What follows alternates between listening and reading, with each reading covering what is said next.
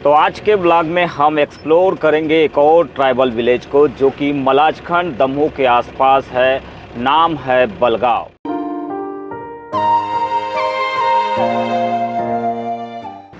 तो ये आप देख रहे हैं, ये बंजारी माता का मंदिर है बंजारी चौक में, और ये वो दुकान है जो फेमस है इस क्षेत्र में ब्रेड पकोड़े के लिए।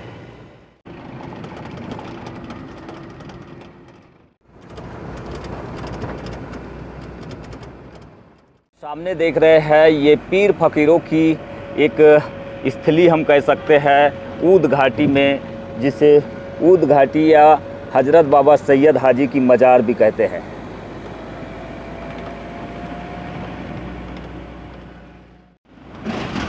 और अब हम पहुंच चुके हैं मयूरबिन के जंगल की ओर। आप देख रहे हैं यही वो रास्ता है जो खारा, कोकमा, पोलबत्तूर जैसे गाँवों को जोड़ता है।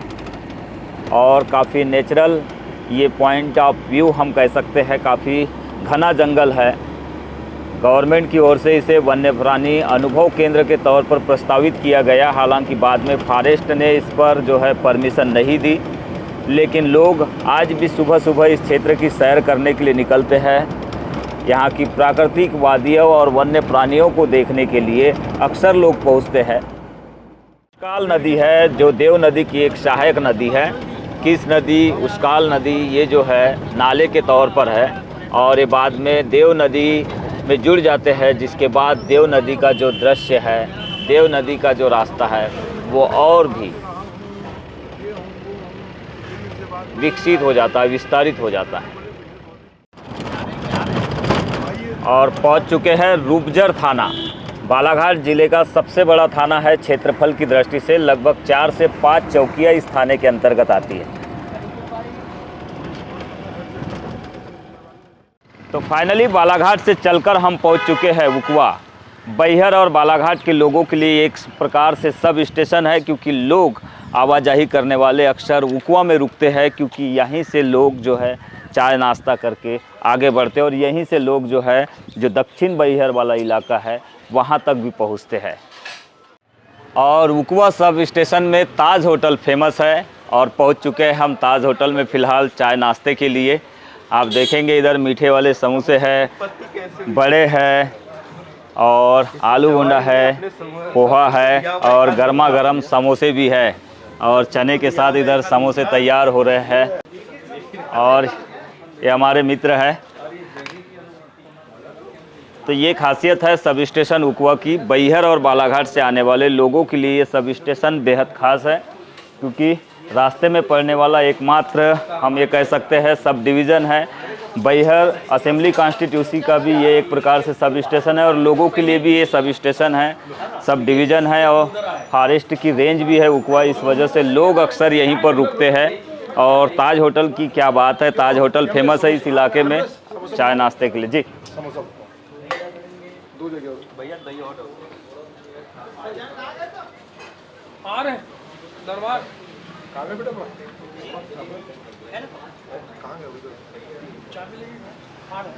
मोदी जी क्या लेंगे आप? चाय लेंगे। और दही के साथ समोसे तैयार हो चुके हैं। श्याम भैया को देखिए आप, राहुल टेमरे जी को देखिए, मोदी जी इधर खड़े हैं बिल्कुल सूट बूट में, और महेंद्र जी तो लग गए हैं बिल्कुल तैयारी में।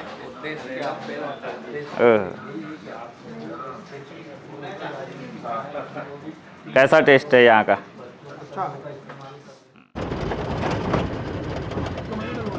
ताम्र नगरी मलाजखंड में पहुँच चुके हैं। और ये देखिए गाइस, यहाँ पर महिलाएं जंगल से लकड़ी लाती हुई। आज भी भारत में ऐसी तस्वीर देखने मिल रही है। उज्ज्वला योजना जैसी योजना प्रधानमंत्री ने शुरू किया है, बावजूद इसके लोग जंगलों पर निर्भर है। जंगलों से इस तरह से नंगे पांव चलते हुए लकड़ी लाते हैं और अपने घरों तक इन्हें लेकर जाते हैं। कौन से गांव से हो, कितना किलोमीटर चलोगे आप लोग? बाकीगुड़ा। कितने किलोमीटर से लाते हो ये लकड़ी? है जी, कितना किलोमीटर से लाते हो बोला है? फिर भी 2-3 किलोमीटर। चलिए अब हम आपको दिखाते हैं सरई का यानी कि साल का खूबसूरत सा जंगल। ये बलगांव पंचायत का भड़गांव है और भड़गांव में ये साल का खूबसूरत जंगल है। भड़गांव में, बलगांव पंचायत का एक गांव है, यहाँ पर दिखाते हैं सरई का जंगल, साल का जंगल। ये देखिए, मैं जंगल में आ चुका हूँ, बहुत ही खूबसूरत ये प्यारा जंगल है। 180 प्रति वर्ग किलोमीटर में जो है बालाघाट में जो है जंगल फैला हुआ है, और इसी वजह से यहाँ पर इस तरह की जो है हमें फॉरेस्ट कंजर्वेशन की तस्वीरें देखने मिल जाती है। ये जो पेड़ है 100 साल खड़ा 100 साल पड़ा, उसके बाद में भी नहीं सड़ा, कुछ इस तरह की कहावत चरितार्थ है, क्योंकि ये पेड़ जो है बेहद मजबूत होता है। पहले सरई के पेड़ों से ही जो है वो ट्रेनों की पटरियों में जो स्लीपर होती है वो तैयार हुआ करती थी। अंग्रेज़ों के समय में, खासकर ब्रिटिश काल में जो है सरई के पेड़ बड़े पैमाने पर कान्हा नेशनल पार्क वाले इलाके से या फिर बफर वाले इलाके से काटे जाते थे। लेकिन अब लंबे समय से इनके ऊपर जो है जो कानून बना है 1980 का, जो फॉरेस्ट कंजर्वेशन एक्ट बना है, उसके बाद से इनकी कटाई पर जो है वो रोक लगा दी गई। इनके संरक्षण को लेकर जो है सरकार लगातार कानून बना रही है, अमेंडमेंट कर रही है। एक कानून जो है इसी कानून को जो है 1992 में अमेंडमेंट किया गया, जो फॉरेस्ट संरक्षण कानून है उसको अमेंडमेंट किया गया, और 2023 में फिर से अमेंडमेंट के लिए प्रस्ताव संसद में भेजा गया है। फिलहाल इस पर संसद में जो है डिबेट डेलिब्रेशन होना बाकी है, लेकिन संभवतः ये कानून और मजबूत करने की तैयारी सरकार कर रही है। लेकिन दूसरी ओर मैं आपको ये भी बताना चाहूँगा कि ग्रामीण क्षेत्रों के आसपास जो जंगल होता है उसका दायरा जो है, उसका क्षेत्रफल वो है, जिसका रकबा जो है वो धीरे धीरे घट रहा है, क्योंकि ग्रामीण तो बहुत कम संख्या में जंगल का दोहन करते हैं, लेकिन जो माफिया होते हैं, जो बड़े बड़े माफिया होते हैं जिन्हें इमारती लकड़ियों की ज़रूरत होती है, वो बड़े पैमाने पर जंगलों को नष्ट करने पर तुले हुए हैं। और सरकारों के साथ में ही जो है, सरकारों के अधिकारी सरकारी तंत्र के साथ में मिलकर जो है वो जंगलों के किनारे ही अपने बड़े बड़े आजकल रिसोर्ट जो है या फिर अन्य जो चीज़ें हैं वो तैयार कर रहे हैं। इससे भी फॉरेस्ट को बेहद नुकसान पहुंच रहा है। और दूसरी ओर तो हमारी जो सरकार है वो जो है मिनरल्स के लिए कारपोरेट लॉबी को जो है बड़े पैमाने पर जो है जंगल जो है वो सौंपने जा रही है। बालाघाट में भी लगभग 1200 एकड़ का जंगल जो है वो कारपोरेट को जाने की तैयारी में है, कारपोरेट को देने की तैयारी चल रही है। आधे से अधिक प्रक्रिया इसकी पूरी हो चुकी है। मुझे जानकारी फ़िलहाल पूरी तरह से नहीं है, लेकिन मैं आपके पते के लिए बता रहा हूँ कि बालाघाट में 1200 एकड़ का जंगल जो है जगन टोला से लेकर धनसुआ के बीच का जो फॉरेस्ट एरिया है, कंदई का जो फॉरेस्ट है, उनमें से कुछ फॉरेस्ट डोलोमाइट के लिए, बॉक्साइट के लिए, मैंगनीज के लिए और मुरूम जैसी खदानों के लिए जो है वो प्राइवेट कंपनियों को कारपोरेट के हवाले करने की तैयारी सरकार कर रही है। तो बलगांव के भड़गांव से फॉरेस्ट पर मैं कुछ यही जानकारी देना चाहूँगा। इसके बाद मैं आगे आपको और भी कुछ जगह लेकर जाऊँगा। भड़गांव के इसी जंगल के किनारे है एक छोटा सा खेल मैदान। यहाँ पर स्कूल है, स्कूल के बच्चे यहाँ पर खेलों के लिए जो है खेल एक्टिविटीज़ के लिए इसी मैदान पर फ़िलहाल पहुँचे हुए हैं।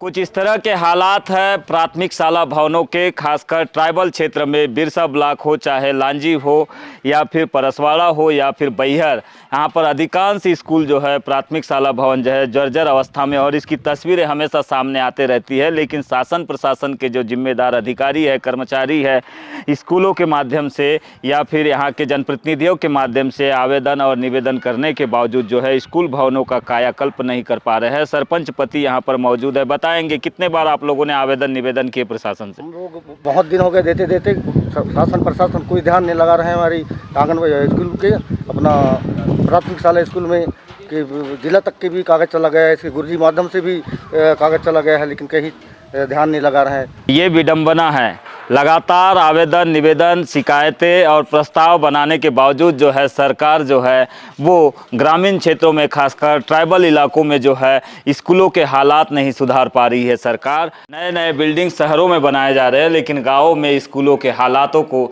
सरकार जो है सुधार नहीं पा रही है। खासकर जो स्कूल की बिल्डिंग है, प्राइमरी शाला हो या फिर माध्यमिक शाला हो या फिर हाई स्कूल हो, ऐसे अनेकों बिल्डिंग ऐसे अनेकों स्कूलों की बिल्डिंगें जो है वो जर्जर अवस्था में है। कई जगह प्लास्टर झड़ रहा है, स्लैब टूट रही है। बारिश में बच्चे स्कूल में बैठ नहीं पा रहे हैं। मजबूरी में बच्चों को जो है किसी के घर में जो है बिठा कर पढ़ाना पड़ रहा है, मास्टर साहब लोगों को, गुरुजियों को। फिर भी जो है सरकार इस दिशा में कोई ठोस कदम नहीं उठा रही है और ठोस नीति नहीं बना पा रही है।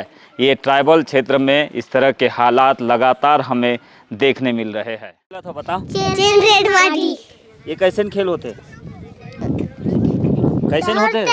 दौड़ते हैं, कहाँ कहाँ दौड़ते हैं? उधर गोल दौड़ते हैं। अच्छा, कतेक जन खेलते ला? कैसे होते हैं खेल में, कैसे काकर पर दाम है? हाँ, एक दाम रहता है, भागते हैं, फिर दूसरे का दाम करता है, फिर पकड़ते हैं, फिर दो लोग फिर उनको छीते हैं तो वो भी दाम होता है। खेल के नाम का है रेड माडी। रेड मॉडी। इसमें बहुत सारे बच्चे पार्टिसिपेट करते हैं और इस गेम में एक बच्चा जो है वो रेड करता है, बाकी दौड़ते हैं उनको पकड़ने के लिए। भारत माता की जय, भारत माता की जय। Twinkle twinkle little star, how I wonder what you are, up above the world so high, like a diamond in the sky.